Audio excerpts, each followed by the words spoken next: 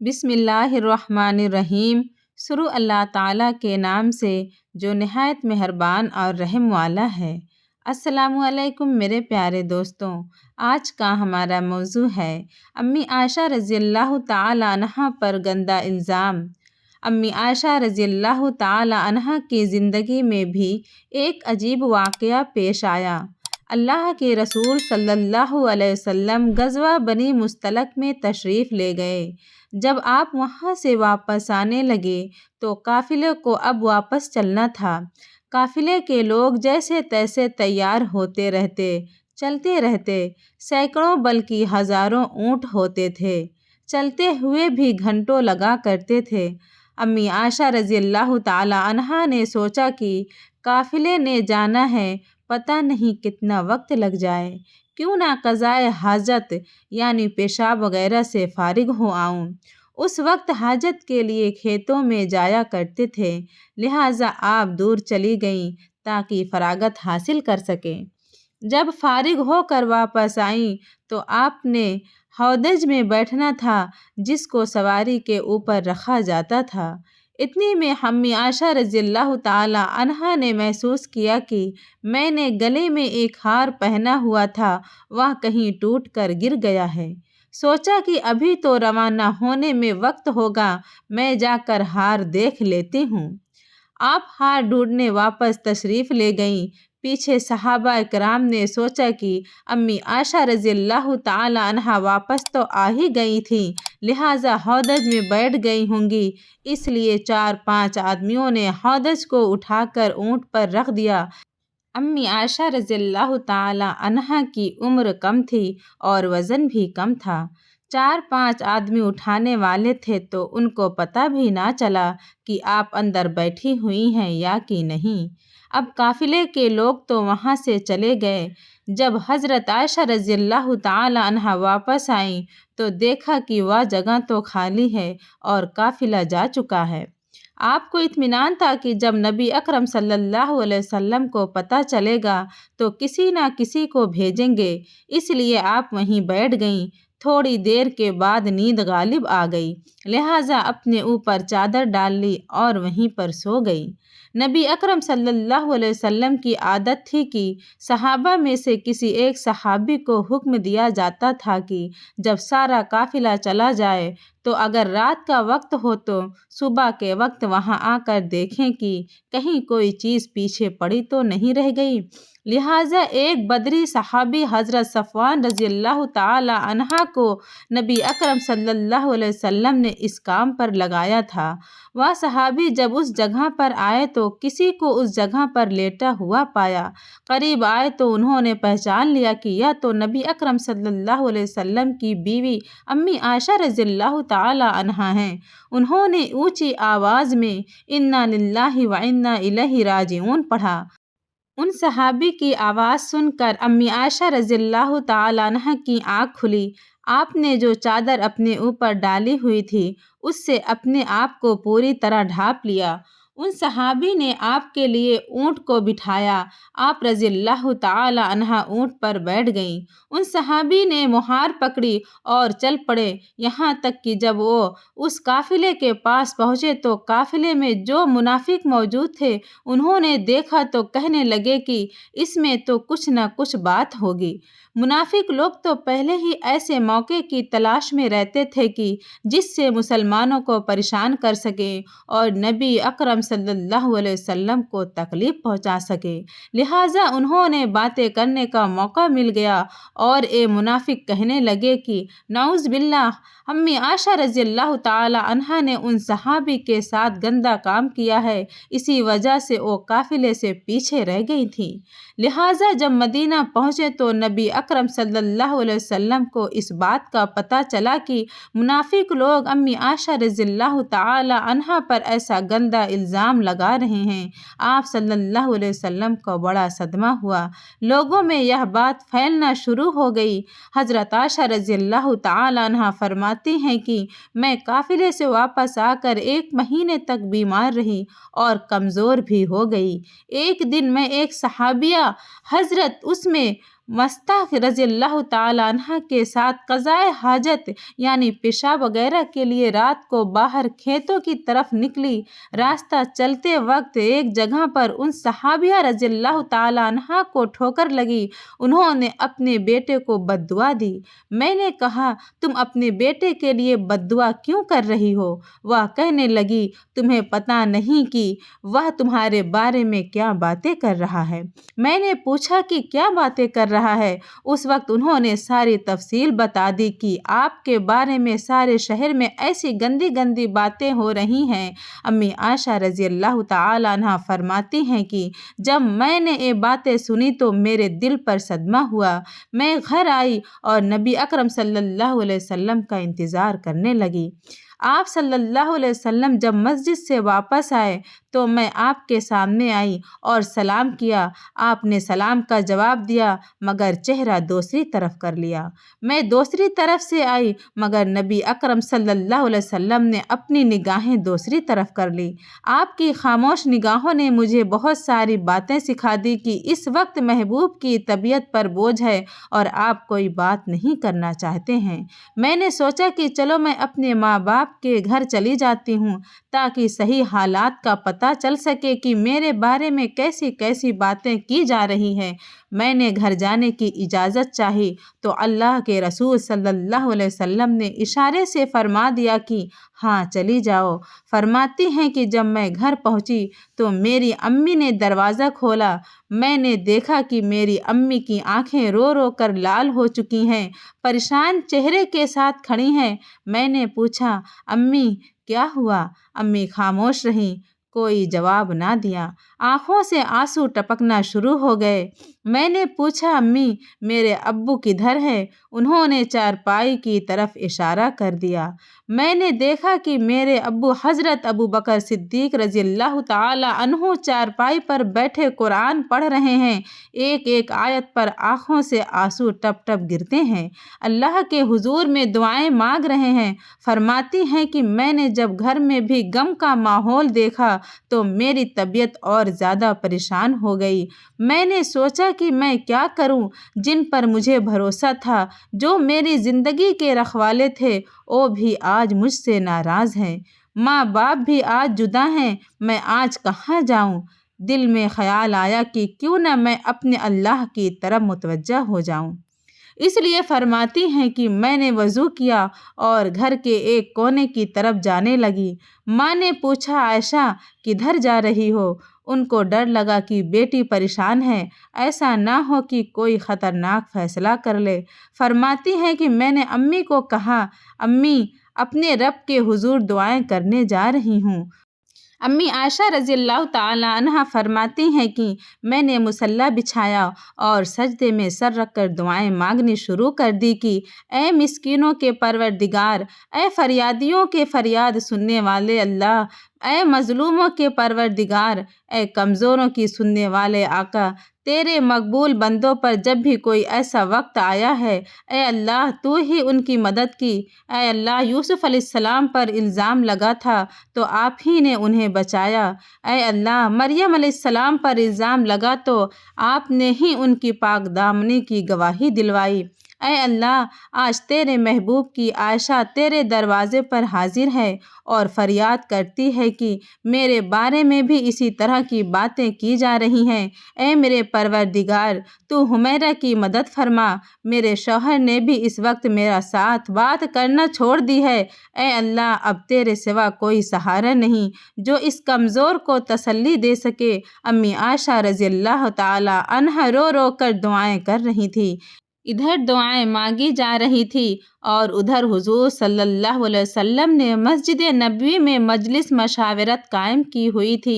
हज़रत अबू बकर रज़ी अल्लाह ताला अन्हा तो घर में थे, बाकी सहाबा जमा थे। नबी अकरम सल्लल्लाहु अलैहि वसल्लम भी गमज़दा बैठे थे। सहाबा इकराम के चेहरों पर उदासी थी। उन्होंने अपने महबूब के चेहरे को गमज़दा देखा, जिसकी वजह से सहाबा इकराम की तबीयत भी अजीब बन चुकी हुई थी। लिहाजा کچھ صحابہ اکرام تو سسکیاں لے لے کر رو رہے تھے۔ نبی اکرم صلی اللہ علیہ وسلم نے اپنے یاروں سے پوچھا، اس معاملے میں تم کیا مشورہ دیتے ہو؟ سب سے پہلے حضرت عمر رضی اللہ تعالیٰ عنہ سے پوچھا کہ اے عمر، تم اس معاملے میں کیا کہتے ہو؟ حضرت عمر رضی اللہ تعالیٰ عنہ نے آگے بڑھ کر کہا، اے اللہ کے رسول، اللہ تعالیٰ نے آپ کو اتنی عزت اور شفاعت بخشی ہوئی ہے کہ آپ کے بدن پر کسی گندی مکھی کو بھی بیٹھنے کی اجازت نہیں ہے۔ جب اللہ تعالیٰ نے آپ کو اتنا پاکیزہ بنایا ہے کہ آپ پر ایک گندی مکھی کو بیٹھنے کی اجازت نہیں دی، تو آپ کی جیون ساتھی ایسے کیسے ہو سکتی ہے کہ جس کے اندر گناہوں کی گندگی ہو؟ اس لیے مجھے تو یہ چیز ٹھیک نظر نہیں آتی۔ یہ سب عائشہ پر جھوٹا الزام ہے، وہ بالکل پاکیزہ ہے۔ نبی اکرم صلی اللہ علیہ وسلم نے حضرت عثمان رضی اللہ تعالیٰ عنہ سے پوچھا کہ اے عثمان، تم ہی بتاؤ کیا معاملہ ہو سکتا ہے؟ حضرت عثمان رضی اللہ تعالیٰ عنہ نے اس وقت نبوت کی صحبت کا حق ادا کر دیا۔ عرض کیا کہ اے اللہ کے نبی صلی اللہ علیہ وسلم، اللہ تعالیٰ نے آپ کو ایسا بنایا ہے کہ بادل آپ کے سر پر سایہ کیے رہتا ہے، آپ کا سایہ زمین پر نہیں پڑتا کہ ایسا نہ ہو کہ کسی کا قدم آپ کے سائے پر پڑ جائے۔ جب اللہ تعالیٰ نے آپ کے ادب کا اتنا لحاظ فرمایا ہے کہ کسی غیر کے قدم آپ کے سائے پر نہیں پڑ سکتے، تو یہ کیسے ممکن ہو سکتا ہے کہ کسی کو آپ کی محترم بیوی پر قدرت حاصل ہو جائے کہ وہ اس کے ساتھ غلط کام کرے؟ لہٰذا یہ چیز تو ہمارے وہم و گمان سے بھی باہر ہے۔ ان کی بات سن کر نبی اکرم صلی اللہ علیہ وسلم خاموش ہو گئے۔ اس کے بعد نبی اکرم صلی اللہ علیہ وسلم نے حضرت علی رضی اللہ تعالیٰ عنہ سے پوچھا، علی، تم بتاؤ کیا معاملہ ہو سکتا ہے؟ حضرت علی نے عرض کیا، اے اللہ کے نبی، ایک بار آپ کے جوتے میں گندگی لگی ہوئی تھی، آپ چاہتے تھے کہ پہن لیں، مگر اللہ تعالیٰ نے جبرائیل علیہ السلام کو بھیج کر آپ کو اطلاع دے دی تھی کہ آپ کے جوتے کے ساتھ گندگی لگی ہوئی ہے۔ جب جوتے پر گندگی لگی ہوئی تھی تو آپ کو بتا دیا گیا تھا، اگر آپ کے گھر والوں کے ساتھ کوئی ایسا معاملہ ہوتا تو آپ کو کیوں نہ بتا دیا جاتا؟ اس لیے یہ بات مجھے ٹھیک نظر نہیں آتی۔ نبی اکرم صلی اللہ علیہ وسلم پھر خاموش ہو گئے۔ آپ صلی اللہ علیہ وسلم کی اداسی دیکھ کر حضرت علی دوبارہ کہنے لگے کہ اے اللہ کے نبی، اگر آپ کی طبیعت بہت زیادہ غم زدہ ہے تو آپ چاہیں تو عائشہ کو طلاق دے دیں۔ آپ کے لیے بیویوں کی کون سی کمی ہے؟ اللہ تعالیٰ آپ کو کوئی اور جیون ساتھی عطا فرما دیں گے۔ ان کی یہ بات سن کر حضرت عمر رضی اللہ تعالیٰ عنہ تڑپ اٹھے اور کھڑے ہو گئے۔ انہوں نے اس وقت نبی اکرم صلی اللہ علیہ وسلم سے پوچھا، اے اللہ کے نبی، آپ یہ ارشاد فرمائیے کہ عائشہ سے نکاح آپ نے اپنی مرضی سے کیا تھا یا آپ کو اللہ نے کہا تھا کہ عائشہ سے نکاح کرو؟ نبی اکرم صلی اللہ علیہ وسلم نے انگلی سے آسمان کی طرف اشارہ کیا کہ یا تو میرے رب کی طرف سے اشارہ تھا کہ عائشہ سے نکاح کرو۔ اس پر حضرت عمر رضی اللہ تعالیٰ عنہ فرمانے لگے کہ اے اللہ کے نبی، اب آپ مجھے چھوڑ دیجئے اور ان منافقوں کو چھوڑ دیجئے۔ میری تلوار جانے اور منافقوں کی گردن جانے، وہ اللہ کی پسند کی عورت کے بارے میں ایسی گندی باتیں کیسے کر رہے ہیں؟ یا نہیں ہو سکتا۔ نبی اکرم صلی اللہ علیہ وسلم نے اس وقت حضرت عمر رضی اللہ تعالیٰ عنہ کو پیار کی نگاہوں سے دیکھ کر حضرت عمر کے غصوں کو ٹھنڈا کیا، دل سے گویا کہہ رہے ہوں کہ عمر، اللہ تیرا نگہبان ہو، تو نے میرے غم کو ہلکا کر دیا۔ نبی اکرم صلی اللہ علیہ وسلم کی طبیعت کو اطمینان آ گیا، آپ اٹھے اور مجلس ختم ہو گئی۔ اس کے بعد حضور صلی اللہ علیہ وسلم حضرت ابو بکر رضی اللہ تعالیٰ عنہ کے گھر کی طرف گئے تاکہ معلوم کریں کہ میری عائشہ کس حال میں ہے۔ نبی اکرم صلی اللہ علیہ وسلم نے دروازے پر دستک دی۔ حضرت ابو بکر کی بیوی نے دروازہ کھولا۔ نبی اکرم صلی اللہ علیہ وسلم نے دیکھا کہ ان کا چہرہ رو رو کر برا حال ہو چکا ہے۔ جب صدیق کے اکبر کی طرف دیکھا تو ان کی آنکھیں بھی رو رو کر لال ہو چکی تھی۔ آپ نے پوچھا، عائشہ نظر نہیں آ رہی؟ عائشہ کہاں ہے؟ انہوں نے گھر کے ایک کونے کی طرف اشارہ کر دیا۔ उस वक्त हज़रत आयशा रज़ी अल्लाह ताला अन्हा सजदे में पड़ी रो रही थी। बाद में हज़रत आयशा फरमाती हैं कि महबूब सल्लल्लाहु अलैहि वसल्लम जब तशरीफ़ लाए थे तो मेरे दिल में बात आई थी कि मैं उसी वक्त आप सल्लल्लाहु अलैहि वसल्लम के कदमों में चिमट जाऊं और जी भर के रो लूं कि मेरे साथ यह क्या मामला पेश आ रहा है। मगर मेरे दिल ने कहा, आयशा, तूने अपने रब के सामने अपनी फरियाद बयान कर ली है, अब अपने रब से ही मांग ले, तेरा रब तेरा निगहबान होगा।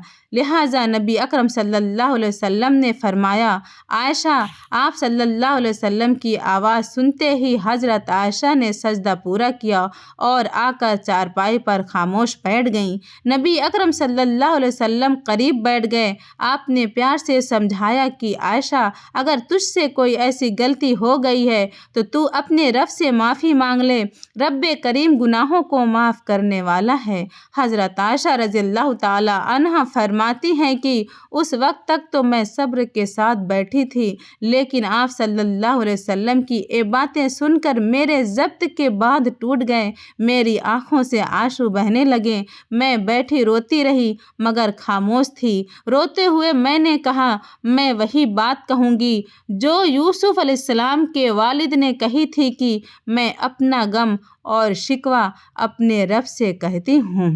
हज़रत आयशा रज़ियल्लाहु ताला अन्हा फरमाती हैं कि मैंने ये अल्फाज कहे और फिर हुज़ूर सल्लल्लाहु अलैहि वसल्लम की चेहरे की तरफ देखा।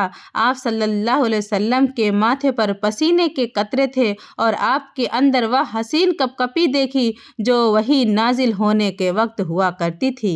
आप सल्लल्लाहु अलैहि वसल्लम के ऊपर नींद सी तारी हो गई। आप सल्लल्लाहु अलैहि वसल्लम ने अपने ऊपर चादर डाल ली।